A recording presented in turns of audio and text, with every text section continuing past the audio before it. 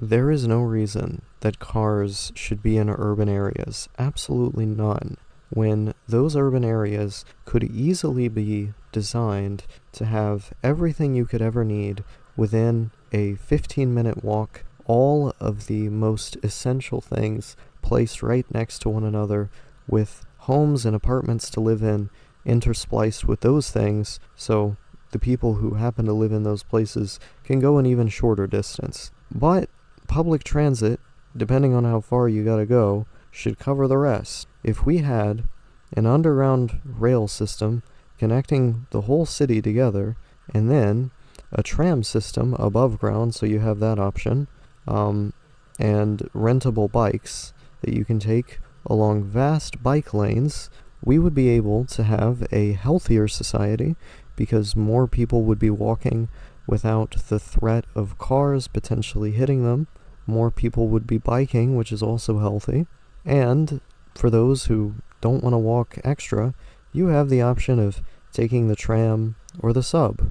And before you mention rural areas, once again, I'm talking about urban centers. I think there would be a parking lot or most likely a bus system that would take you directly to the urban area where you're no longer allowed to drive a car. Of course, in any country, there are going to be necessary reasons to have a car, but I also think we should be closing that gap as much as possible. I was pretty surprised when I went to Germany and I saw very small villages, like towns of what looked to be around 10,000 or 5,000 people. They had trams. Not only did they have trams, the bus that I was on stopped there, that was on a major route, in addition to the fact that they had consumer train tracks going into those villages where regular people, not cargo, could stop and get off at those villages. So it was quite a profound thing to me because from what I saw, the entire country was connected together. Now, of course, it could definitely be improved. There was, some things to be desired, and if I were German, I'd probably know way more about what there is to be desired. But the simple fact is, unlike in the US, where in order to get to these rural communities, you absolutely need a car, what I saw was there at least being some leeway in that country. And so, as far as rural communities are concerned, I would expand trams to those communities. I would make it to where they're connected to rail.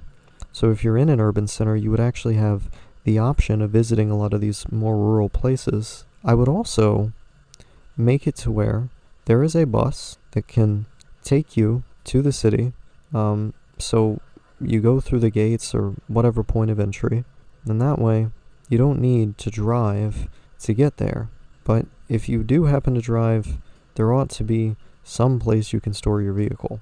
The point here is to reduce dependency on cars across the whole society, especially in urban centers, because that's the place where you are most likely to get hit by a vehicle, and vehicle fatalities are at such a high rate the more car-centric a country is. I mean, even countries that don't have anywhere near as much of an addiction to cars as the US or Canada are still having quite a few fatalities each year due to these machines.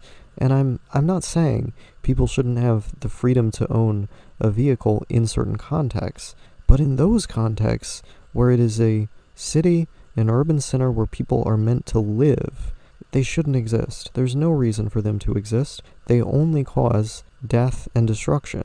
And for our rural citizens, we need a way to connect them to the rest of the country that reduces dependence on cars, and yes, reduces dependence in their own backyard. There need to be these options, because not everybody can own a car. Cars are extremely expensive to maintain for the individual, and having to drive everywhere that you go is inconvenient. I think it reduces your freedom because you have less options to get around. You are entirely dependent on this machine that could break down at any time. It's bad for the environment as well. It is a huge pollutant. But by the way, for communities that do still have cars, they should probably be electric. Once again, we should reduce we should reduce the amount of them as much as possible, though.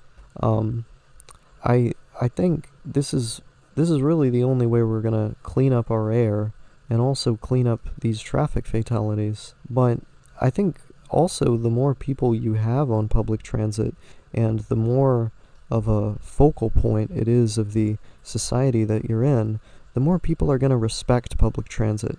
I've been on the sub in New York City, and I was quite appalled by how little respect the people on the sub seemed to show for this space they were in, for the people that were around them. And I've had this experience as well on buses in certain major US cities. Not all, but certain ones. And I compare this to my time on buses in Europe, trams in Europe, trains in Europe. It's a totally different ballgame. And I mean, to some extent, I do think it's something to do with the social cohesion of those countries. But I also think it's because public transit is so much more of a prominent aspect of life in that country. It's a focal point of life in that country.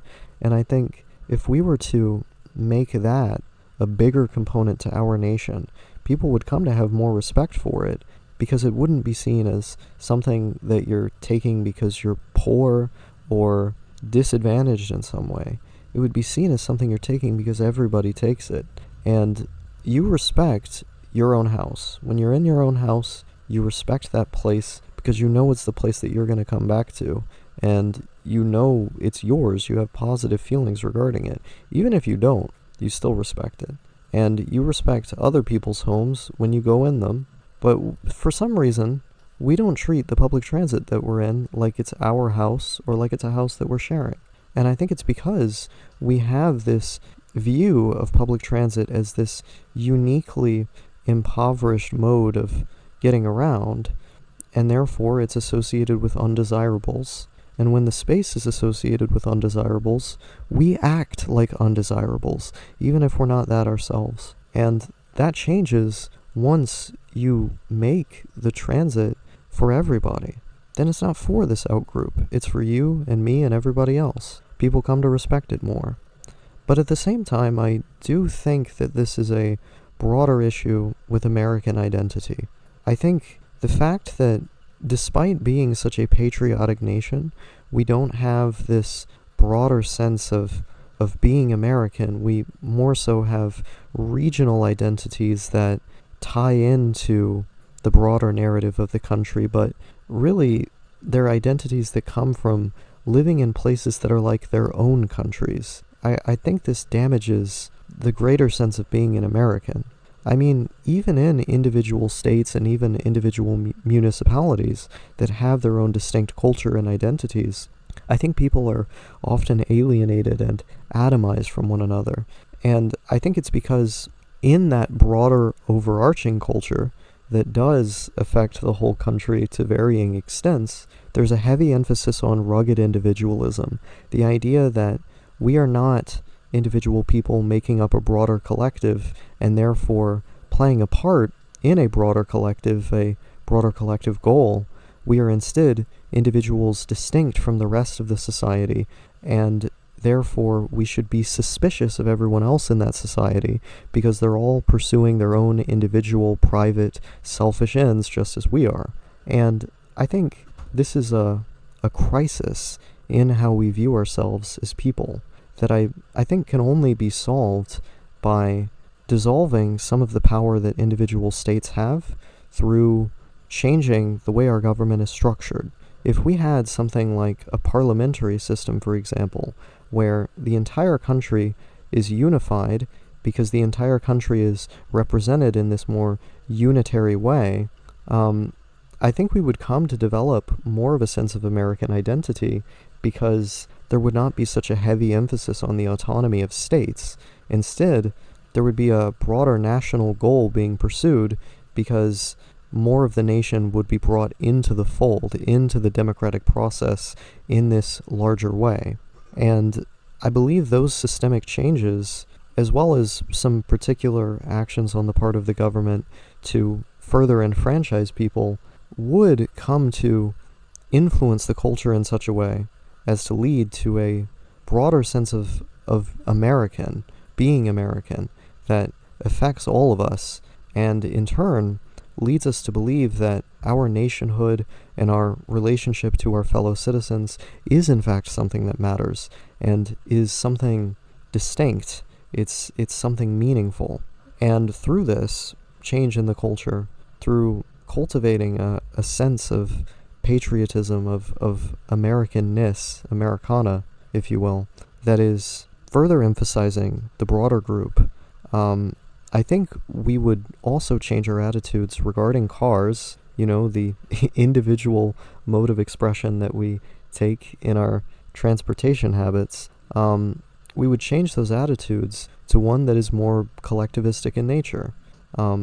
Rather than this individualistic mode of transportation, we would then focus on a more collectivistic one that serves to be better for us and all of those around us, because a rising tide lifts all boats. And ultimately, through this, I don't want to say nationalistic because I'm not a nationalist, but through this greater sense of nationhood, as well as these other policy proposals that I laid out, I think we could develop a nation with a renewed sense of Americanness, of Americana, and in turn, all be happier citizens.